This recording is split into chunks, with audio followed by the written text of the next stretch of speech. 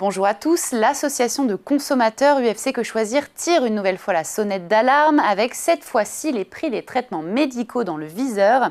La raison, une augmentation des prix incontrôlée qui pourrait même s'intensifier dans les prochaines années et en particulier pour certains traitements dits innovants. Symbole de cette dérive, le Keytruda utilisé contre 13 cancers et c'est aujourd'hui l'anticancéreux le plus cher pour l'assurance maladie. Ce traitement, lancé en 2014, coûte à lui seul 2,1 milliards d'euros, soit près d'un tiers des dépenses liées aux anticancéreux, pour 37,9 milliards d'euros de dépenses brutes de médicaments. Prix affiché du traitement en France, 2 380 €, alors que des analyses indépendantes estiment qu'un prix équitable pourrait se situer entre 52 et 885 €. Dans un communiqué, la présidente de l'UFC Que Choisir appelle donc l'industrie pharmaceutique à faire preuve de plus de transparence. Et à partir de l'année prochaine, les touristes non-européens vont devoir payer un peu plus cher pour visiter certains monuments parisiens.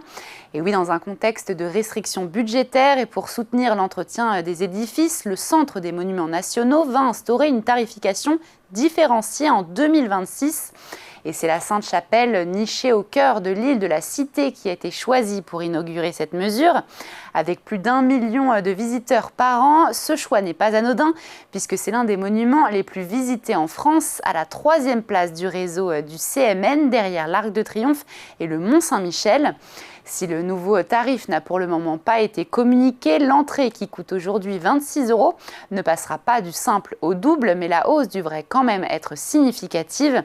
Cette expérimentation pourrait ensuite s'étendre à d'autres grands sites comme le Louvre ou encore le Château de Versailles.